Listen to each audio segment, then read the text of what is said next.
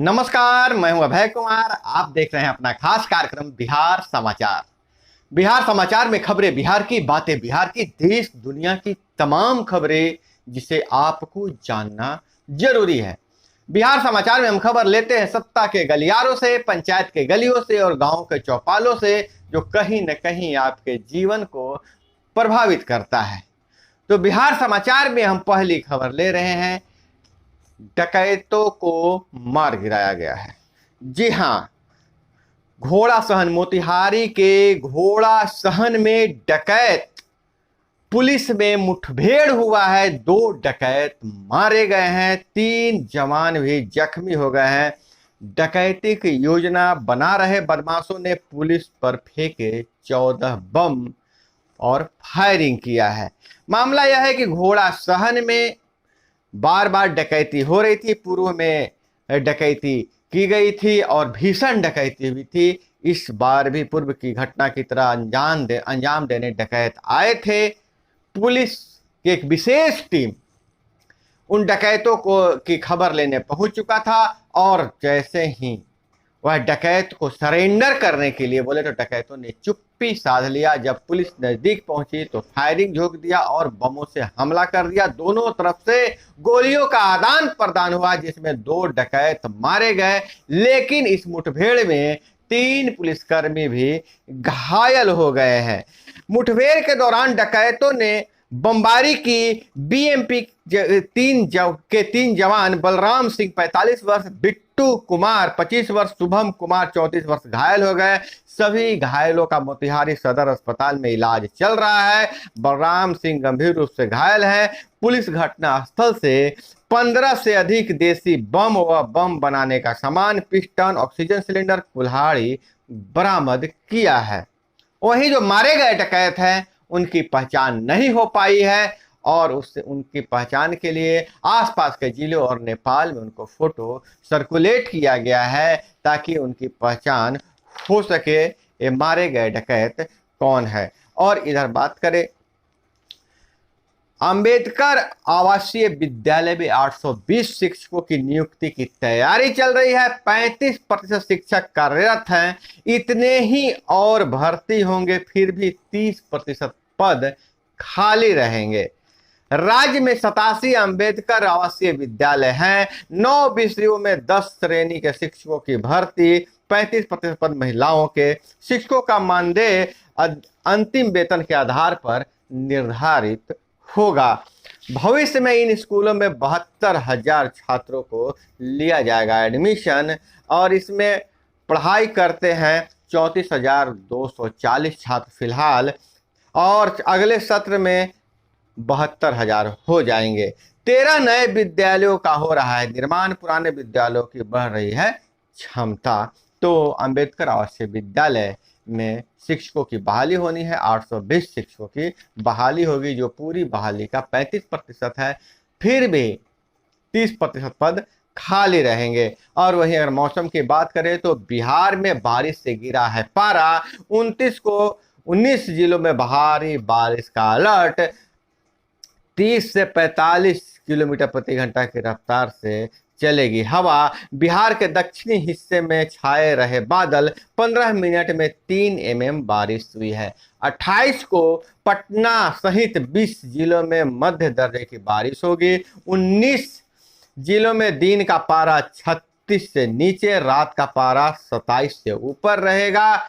और वहीं देश की अगर बात करें तो 2 दिनों में 29 की मौत। 10 राज्यों में भारी बारिश से नुकसान हुआ है। और वहीं विश्वविद्यालयों में 1096 कर्मी रहे अनुपस्थित, वेतन स्थगित। सबसे अधिक BRABU के 630 शिक्षक अनुपस्थित रहे हैं। और इधर संपत्ति कर समेत अन्य शुल्क ऑनलाइन जमा करने पर लोगों को मिलेगी 2% की छूट। पटना नगर निगम के बाद राज्य के अन्य निकायों में भी बनेगी नई व्यवस्था। 30 जून तक टैक्स भुगतान करने पर 5% छूट मिलेगी। और इधर रोड सेफ्टी की अगर हम बात करें, बिहार में रोड सेफ्टी की बात तो सिर्फ ऑडिट पे ऑडिट होता है। जैसे तारीख पे तारीख होता है वैसे रोड का ऑडिट पर ऑडिट होता है और नतीजा कुछ नहीं निकलता है। हमें एनएच पर फक्र है, हमारे राज्य में नेशनल हाईवे बन रहे हैं उस पर फक्र है, लेकिन उससे अधिक अपनों की फिक्र होती है, क्योंकि इन पर सबसे ज्यादा हादसे होते हैं और मौतें होती है। ब्लैक स्पॉट पर कार्रवाई शून्य, 212 करोड़ का बजट खर्च भी शून्य है। हाईवे के ऑडिट में 212 करोड़ की सुरक्षा पर बजट है लेकिन खर्च शून्य है। NHAI की रोड सेफ्टी टीम ने राज्य के सभी एनएच की 7 साल तक ऑडिट की, ब्लैक स्पॉट चिन्हित किया, रिपोर्ट सौंपी, सुरक्षा के उपाय सुझाए। मुख्यालय ने 212 करोड़ का बजट भी मंजूर कर दिया, खर्च 1 रुपया भी नहीं हुआ। परिवहन विभाग ने इस संबंध में NHAI के चेयरमैन को पत्र लिखा है। एक बार फिर एनएच के 11 सेक्शन की ऑडिट शुरू कर दी गई है। बहुत बड़ी खबर सहरसा जिले के सिमरी बख्तियारपुर से आ रही है। साले के फलदान से लौट रहे पटना के जज की कार पुल से गिर गई, पिता और 2 चाचा की मौत हो गई।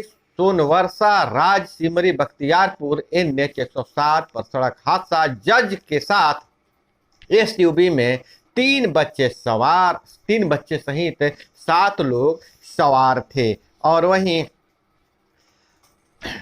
अगर बात करें तो कर्पूरी यार्ड में उतरा मालगाड़ी का चक्का, समस्तीपुर से पहुंचाई गई मदद, हताहत नहीं। रैक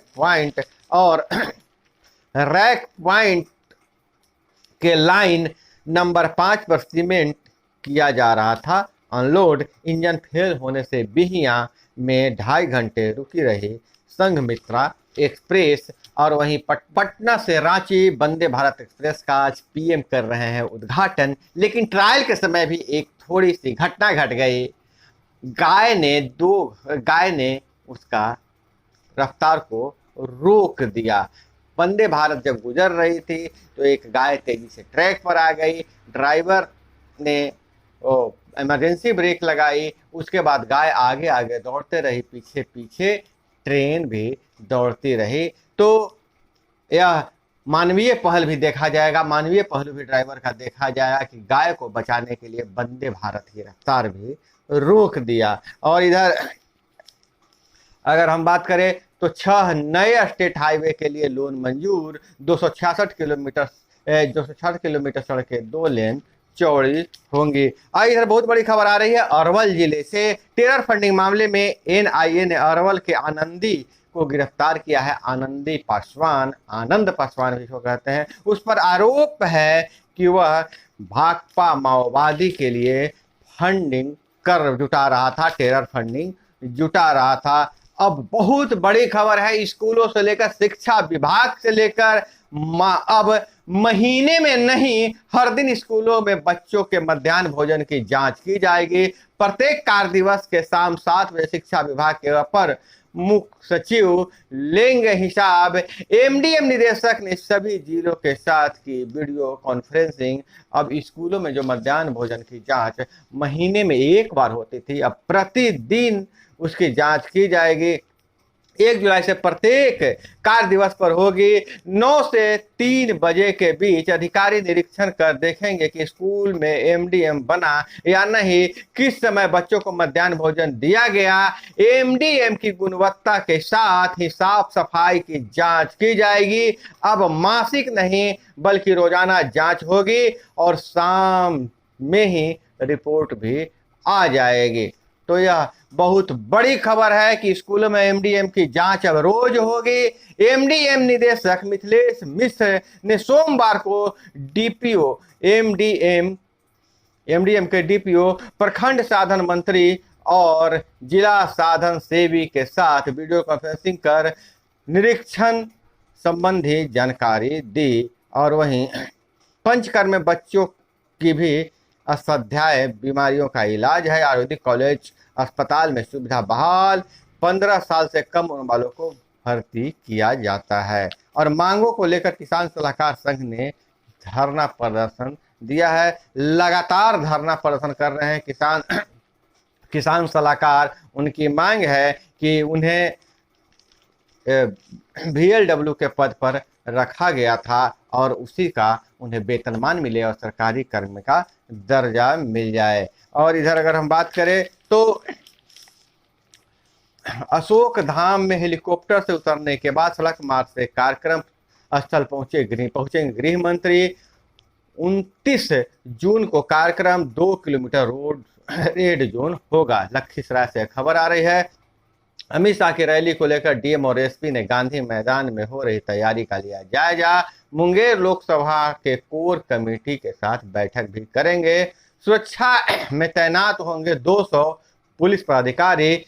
अशोक धाम मंदिर में पूजा भी करेंगे अमित शाह। और वहीं DMCH की लापरवाही के साथ सामने आई है। डॉक्टरों की लापरवाही, सुप्रिंटेंडेंट से शिकायत, जांच होगी। हाथ में रॉड के लिए चीरा लगाया, फिर कहा साइज नहीं है, बाद में लगाएंगे। हड्डी में हाथ में रॉड लगाना था, डॉक्टरों ने पहले चीरा लगा दिया, उसके बाद कह रहा है कि साइज का रॉड नहीं है, बाद में लगाएंगे। घोर लापरवाही है। और समस्तीपुर से खबर आ रही है, घर खाली करने को छोटे भाई व भावों पर तेजाब फेंक दिया, दोनों गंभीर रूप से जख्मी हो गए हैं। और वहीं रूस से खबर आ रही है, दावा किया जा रहा है कि बोरोनेज एटमी भंडार पर कब्जा कर प्रिगोझिन के ने राष्ट्रपति पुतिन को झुकाया। वैगनर संघर्ष सभा में पर अमेरिकी सचिव ब्लिंकन बोले, लगता नहीं मामला खत्म हो गया है, एक्शन में है रूस। प्रिगोझिन के खिलाफ दर्ज केस की जांच शुरू। वैगनर ने रूसी हेलीकॉप्टर गिराया, इस पर सेना मौन। दुनिया भर में 5,799 रूसी परमाणु हथियारों की चिंता। भाड़े के लड़ाकों चेचन की एटमी हथियार पर नजर। 600 वाहनों के साथ तेलंगाना के सीएम महाराष्ट्र के दौरे पर पहुंच चुके हैं। तो दोस्तों, यह थी वो तमाम खबरें जिसे आपको जानना जरूरी था। इसी तरह से खबरों के लिए जुड़े रहिए हमारे साथ। मिलते हैं अगले वीडियो में। जय हिंद, वंदे मातरम।